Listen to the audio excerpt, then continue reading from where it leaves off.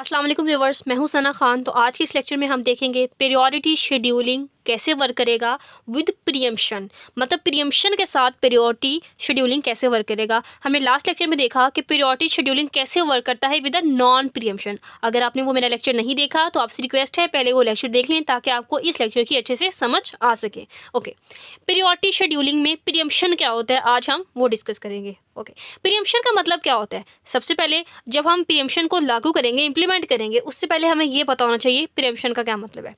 Preemption का मतलब ये है कि सीपीयू एक प्रोसेस को एग्जीक्यूट कर रहा है। मान लीजिए एक सीपीयू है, वो दूसरे प्रोसेस को एग्जीक्यूट कर रहा है। अच्छा, अब वो एग्जीक्यूट कर रहा है, जैसे ही वो उसको एग्जीक्यूट कर रहा है उस टाइम पे मेमोरी में कोई और प्रोसेस आ जाता है तो सीपीयू क्या करेगा, सीपीयू पहले वाले प्रोसेस को बाहर निकाल देगा, जो दूसरा प्रोसेस मेमोरी में आया है उसको वहां से उठाकर एग्जीक्यूट करने लग जाएगा।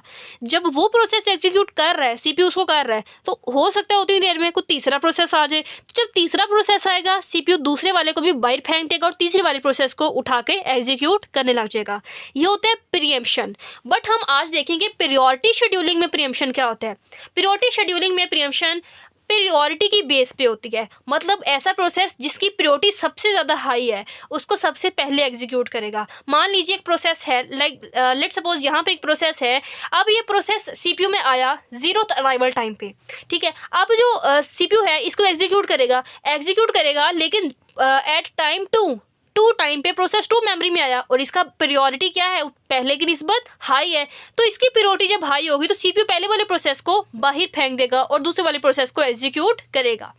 तो ये होती है प्रीएम्पशन। आगे हम इसको डायग्राम की मदद से समझते हैं तो आपको इजीली समझ आ जाएगी। यहाँ पे हमारे पास एक क्वेश्चन गिवन है, that is the process name P1, P2, P3, P4 and P5। यहाँ पे 5 प्रोसेसेस हैं, उनके आगे अराइवल टाइम है। व्हाट इज अराइवल टाइम, मैंने अपनी पहले लेक्चर्स में भी बताया हुआ है। Arrival time, burst time, priority क्या होती है। अराइवल टाइम बेसिकली एक ऐसा टाइम जब कोई प्रोसेस मेमोरी में आता है, that is the arrival time.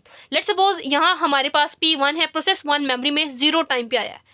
Process 2 memory में 2nd टाइम पे आया है और प्रोसेस 3 4th टाइम पे आया है मेमोरी के अंदर। ओके, आगे है बर्स्ट टाइम। बर्स्ट टाइम भी आपको यहाँ पे गिवन है। Burst time is what, burst time एक ऐसा ड्यूरेशन है जिसमें सीपीयू कोई भी टास्क परफॉर्म करता है। लेट सपोज एक प्रोसेस है P1, सीपीयू कितना टाइम लेगा इस प्रोसेस को एग्जीक्यूट करने के लिए, that is the burst time. Okay, उसके बाद यहाँ पे प्रायोरिटी गिवन है। प्रायोरिटी, जब हम बात करते हैं प्रायोरिटी शेड्यूलिंग की, तो प्रायोरिटी शेड्यूलिंग में प्रायोरिटी बहुत इंपॉर्टेंट होती है क्योंकि प्रायोरिटी की बेस पे ही हम ये फैसला करते हैं कि कौन सा प्रोसेस जो है उसको सीपीयू एग्जीक्यूट करेगा और किस प्रोसेस को एग्जीक्यूट बाद में करेगा। जिस प्रोसेस की प्रायोरिटी सबसे ज़्यादा हाई होती है उस प्रोसेस को सबसे पहले एग्जीक्यूट किया जाता है। अच्छा, लेकिन प्रायोरिटी हाई होने का मतलब ये है कि जिसकी सबसे कम वैल्यू होती है, लाइक ये देखें 1, इसकी प्रायोरिटी सबसे ज़्यादा हाई है, उसके बाद इसकी, उसके बाद इसकी, उसके बाद इसकी और उसके बाद इसकी। फर्स्ट प्रायोरिटी पहले होगी, सेकंड बाद में होगी, थर्ड उसके बाद होगी, फोर्थ उसके बाद होगी और फिफ्थ उसके बाद होगी, ठीक है। बट हम प्रीएम्पशन के बारे में भी साथ में डिस्कस करेंगे, यानी प्रीएम्पशन के लिए हम किस तरह से प्रायोरिटी शेड्यूलिंग एल्गोरिथम को इंप्लीमेंट करेंगे। आज हम उसको भी डायग्राम की मदद से समझेंगे। ये थोड़ा ट्रिकी टॉपिक है, थोड़ा सा डिफिकल्ट है, लेकिन आप इसको गौर से समझेंगे आपको फटाफट से इसकी समझ आ जाएगी। ओके, हम जैसे हमने पहले शेड्यूलिंग एल्गोरिथम पढ़े उसमें डायग्राम्स बनाते थे, बिल्कुल उसी डायग्राम के थ्रू हम इसको एक्सप्लेन करेंगे, आपको इजीली एक्सप्लेन हो जाएगा। ओके, सबसे पहले देखें, इसमें अराइवल टाइम भी इंपॉर्टेंट है और इसमें प्रायोरिटी भी इंपॉर्टेंट है। सबसे पहले देखें 0th टाइम पे, जैसे 0 टाइम हुआ, 0 टाइम पे मेमोरी में एक प्रोसेस आ गया P1। देखें 0 टाइम पे और कोई प्रोसेस नहीं है, 0 टाइम पे सिर्फ और सिर्फ एक प्रोसेस आया P1, तो बाय डिफॉल्ट P1 तो सीपीयू उसको एग्जीक्यूट करेगा ही करेगा। इसका अराइवल टाइम है 0। P1 जो है उसको, जो सीपीयू है वो P1 को एग्जीक्यूट करेगा ही करेगा क्योंकि 0 टाइम पे सिर्फ और सिर्फ एक ही प्रोसेस पड़ा हुआ है, ठीक है। तो सीपीयू उसको एग्जीक्यूट करेगा और कितने एग्जीक्यूट करेगा इस बर्स्ट टाइम के अकॉर्डिंग, ठीक है। अब सीपीयू इसको एग्जीक्यूट कर रहा है, उस यहाँ पे वैल्यू है 10, यहाँ पे वैल्यू क्या है 10। ओके, अब 0 से लेकर 10 तक उसने जाना है। कहाँ से कहाँ तक, 0 से 10 तक इसने जाना है। ये 0 से गया 1 तक, 1 से गया 2 तक, ठीक है। जब ये 2 तक गया तो सेकंड पे क्या हुआ कि हमारे पास 2 पे P2 भी मेमोरी में आ गया है। जब 2 सेकंड गुजरे हैं तो प्रोसेस 2 जो है वो भी मेमोरी के अंदर आ गया है, ठीक है। अब हम देखेंगे कि प्रोसेस 2 की जो प्रायोरिटी है, इसमें हम प्रायोरिटी को देखेंगे। हम देखेंगे प्रोसेस 2 की जो प्रायोरिटी है क्या वो पहले वाले की प्रायोरिटी से ज़्यादा है। जी बिल्कुल, प्रोसेस 2 की प्रायोरिटी फर्स्ट है और P1 की जो प्रायोरिटी है वो थर्ड है। So first is greater than third. So process two अब एग्जीक्यूट होगा CPU से और प्रोसेस 1 बाहर निकल जाएगा। लेकिन हमने देखा सबसे पहले P1 मेमोरी के अंदर आया, ठीक है। अब CPU उसको एग्जीक्यूट करेगा, CPU उसको एग्जीक्यूट करेगा कितनी देर तक, 2 सेकंड तक, ठीक है, 0 से लेकर 2 तक, क्योंकि जब 2 आया, जब हम सेकंड पॉइंट पे पहुंचे तो 2 टाइम पे जो प्रोसेस 2 है वो भी मेमोरी के अंदर आ गया और उसकी प्रायोरिटी कम थी, तो अब ये एग्जीक्यूट होगा। सो हियर इज द P2 कितना एग्जीक्यूट होगा, इसका बस टाइम है 1, मतलब ये 2 से सिर्फ 3 तक, 2 + 1 3, सिर्फ 3 तक ही एग्जीक्यूट होगा। ओके, अब हमने देखा था कि ये जो P1 है, P1 सिर्फ 2 टाइम एग्जीक्यूट हुआ है, मतलब इसने 10th सेकंड के लिए एग्जीक्यूट होना था और ये सिर्फ 2 सेकंड के लिए एग्जीक्यूट हुआ है, 8 सेकंड अभी इसके पड़े हुए हैं। ओके, जब ये 2 से 3 तक चला गया, मतलब इसने P2 पूरा एग्जीक्यूट कर लिया है। P2 का बस टाइम 1 था, 2 से 3 तक ये पूरा एग्जीक्यूट हो चुका है। अब देखें कि हमारे पास जो फिनिश टाइम है वो 3 है। अब देखें 3 टाइम पे क्या है, P3 तो 4 पे आएगा, 4 सेकंड पे आएगा, तो ये P3 तो अभी हमारे पास आया ही नहीं मेमोरी में, तो फिर कौन सा बचा, P1 ही बचा। फिर हम दोबारा एग्जीक्यूट करेंगे P1, ठीक है। अब P1 0 है, जो कि मेमोरी 0 टाइम पे मेमोरी में आ चुका हुआ था। अब P1 को एग्जीक्यूट करेंगे, P1 को मैंने एग्जीक्यूट करना शुरू किया तो P1 ने 3 से 8 तक होना है। अब क्या वैल्यू यहाँ पर 3, तो अब एग्जीक्यूट होगा 3 से लेकर 8 तक। अब होगा क्या कि जब ये 3 से 4 तक एग्जीक्यूट हुआ, 3 से 4 तक जब एक टाइम स्लाइस के लिए सिर्फ 1 सेकंड के लिए एग्जीक्यूट हुआ, P1 एग्जीक्यूट होगा सिर्फ 1 सेकंड के लिए, मतलब 3 से 4 तक। क्यों, क्योंकि देखिए 4 पे हमारे पास एक न्यू प्रोसेस मेमोरी में आ जाता है, P3। अब इसका जो प्रायोरिटी है वो पहले वाले की निस्बत ज़्यादा है, P3 की प्रायोरिटी पहले वाले की निस्बत ज़्यादा है, तो P3 आ जाएगा मेमोरी के अंदर, ठीक है। इसकी प्रायोरिटी क्या है, 2। अब हम इसको एग्जीक्यूट करेंगे, ठीक है, P3 को एग्जीक्यूट करेंगे। इसका जो बर्स्ट टाइम है वो है 2, इसका बर्स्ट टाइम क्या है 2, मतलब अब हम 4 पे हैं तो 4 से हम जाएंगे 5 और 6, 4 है ना 4, तो 4 से कहाँ तक जाएंगे, मतलब 4 + 2 6 तक, तो 4 से 2 तक 6 तक हमने जाना है। ओके, अब हम गए 4 से 5 तक और 5 से 6 तक, तो P3 हमारा एग्जीक्यूट हो जाएगा, यानी 4 से लेकर 6 तक, क्योंकि इसका बर्स्ट टाइम ये था।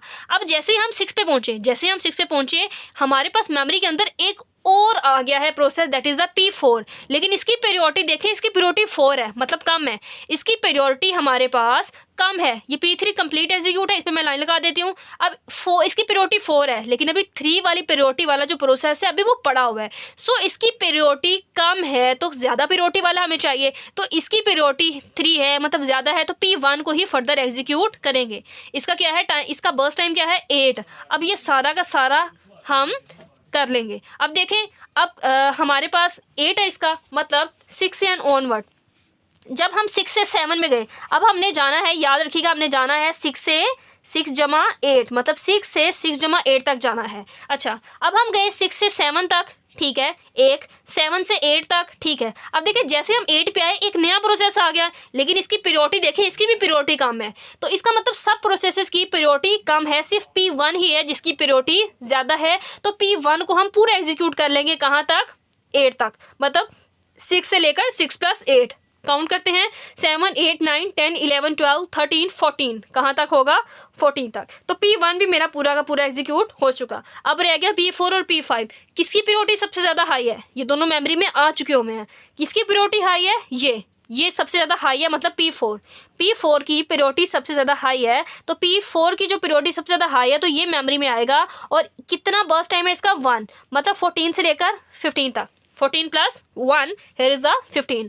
उसके बाद ये भी सारा कंप्लीट हो गया। देन हमारे पास आ गया P5 की प्रायोरिटी अब बची है, अब P5 ही बचा है, तो इसकी जितनी भी प्रायोरिटी है इसको हम एग्जीक्यूट करेंगे। ओके, इसका बस टाइम है 5, तो 15 में 5 ऐड किया, इसका क्या था 5, 15 + 5 is 20, क्या आ गया इसका 20। We are talking about P5 का फिनिश टाइम आ गया 20, 15 प्लस इसका burst time, so here is the 20। Okay, ये हमने डिस्कस किया कि हम डायग्राम के थ्रू किस तरह से फिनिश टाइम निकाल सकते हैं। अब देखिएगा यहाँ से आपने देखना है, हियर इज द P5 का फिनिश टाइम है 20, P4 का फिनिश टाइम है 15, P1 का फिनिश टाइम है 14, P3 का फिनिश टाइम है 6, P1 है, P1 का हम निकाल चुके हैं, यहाँ पे नहीं लेंगे। P2 का फिनिश टाइम है 3, ठीक हो गया, ये फिनिश टाइम आ गए। अब नीचे आपने एक टेबल ड्रॉ करना है पेपर में, ठीक है, like here is the process P1 P2 जो कि गिवन है, अराइवल टाइम भी गिवन है और बर्स्ट टाइम भी गिवन है। आपने फाइंड करना है फिनिश टाइम। देखिएगा फिनिश टाइम किस तरह से फाइंड करते हैं।